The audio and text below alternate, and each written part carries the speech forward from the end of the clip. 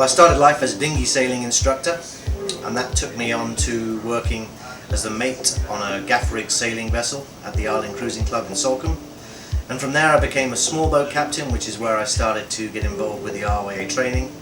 And that led me really all around the world. I've been worked in places as diverse as the Sudan, where I ran a sail making project to decide if modern sail designs were efficient compared to locally produced sails. And then I've worked in a number of areas in West Africa. That took me to a spell in the United Nations before returning back to yachting. Well, I started very young at home. My father was ex-Navy, and as such placed great stead in understanding all sorts of seamanship. That took me to the Sea Cadets, where I carried on the training, and then becoming a dinghy sailing instructor at the Island Cruising Club, and that's where I started joining and working, doing the RYA training. And then from there on I followed the syllabus all the way up to becoming a yacht master. And in order to become a super yacht captain, in addition to the RYA training, I had to do the MCA training that leads to the Master of Yachts for less than 3,000 tons. Well, I think that in addition to the actual training time in a classroom, it's pretty well laid out and set out the actual days at sea and the miles you need to take, or the miles you need to complete. But importantly, on top of that, it's one of those jobs that experience pays.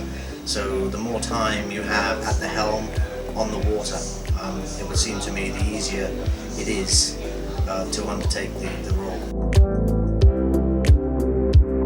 Well, I believe there are a number of people offering long 15-week, 20-week courses that take you from the entry level, not really knowing much, all the way through to the yacht master. But you do need to accumulate a certain amount of sea time. You need to have at least 2,500 miles on board boats, and that will include some being a captain yourself. In addition, if you want to be a large super yacht captain, then you need to accumulate more years at sea and follow the MCA syllabus.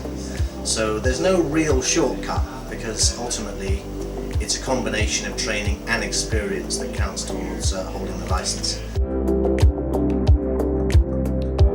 Well, my job's multifaceted. I'm responsible to make sure that the crew are doing what they should be doing. I'm responsible for the vessel itself, so wherever it's moored, wherever it's docked, whenever we're at sea, I'm responsible to make sure that the vessel stays safe at all times.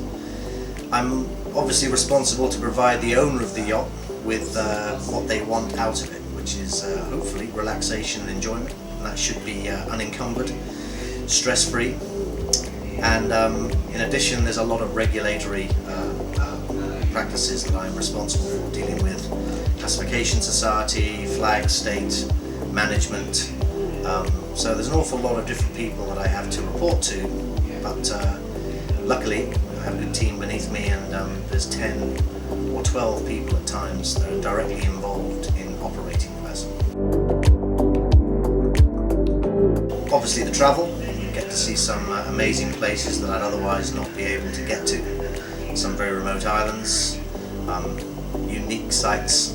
It's a well-paid job, and that's always a good thing to have. And I think living with like-minded, outgoing, interesting people is also another part of the job.